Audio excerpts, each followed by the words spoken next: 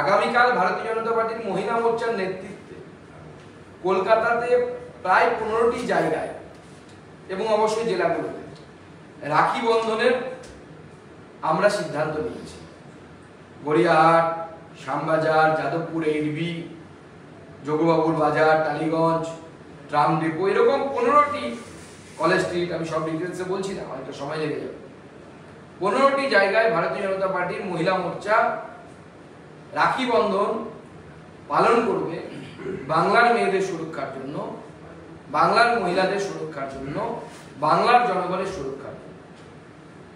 আগামী 20 তারিখ আমরা কোর্টে যাচ্ছি, আমাদেরকে আগামীকালই আমরা কোর্টে যাব, মহামান্য আদালতে শরণাপন্ন হব যে আমাদেরকে ধর্ণা করার পারমিশন দেওয়া হবে।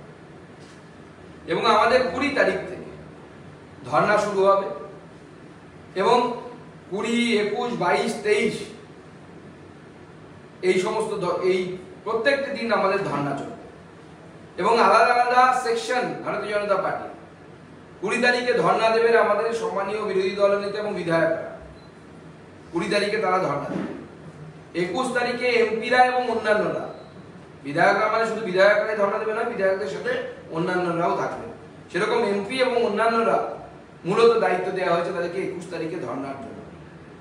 22 তারিখে সমস্ত সেল এবং ডিপার্টমেন্ট তারা ধর্ণা দেবে এবং 22 তারিখে তার সাথে সাথে আমরা ধর্ণাও চলবে আমাদের, তার সাথে সাথে আমরা স্বাস্থ্য ভবনে ঘেরাও করব। 22 তারিখে স্বাস্থ্য ভবন ঘেরাও ভারতীয় জনতা পার্টি 22 তারিখে করবে এবং 23 তারিখে আমাদের মহিলা মোর্চা, সেই মহিলা মোর্চার তারা ধর্ণা দেবে।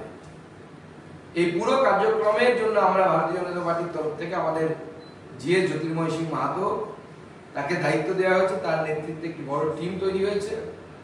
তারা এই ধর্ণা দেবে, মাননীয় মুখ্যমন্ত্রী তারা এই ধর্ণাকে আয়োজন করবে এবং আমরা সকলে মিলে এই লাগাতার ধর্ণা কর্মসূচি আমাদের চালিয়ে যাবো। তার সাথে সাথে 22 তারিখে স্বাস্থ্য ভবনের ঘেরাও, সেটাও আমাদের কর্মসূচির মধ্যে থাকছে। এর সাথে সাথে আমরা জেলাগুলোতেও বিভিন্ন কার্যক্রম, বিভিন্ন প্রোগ্রাম করব।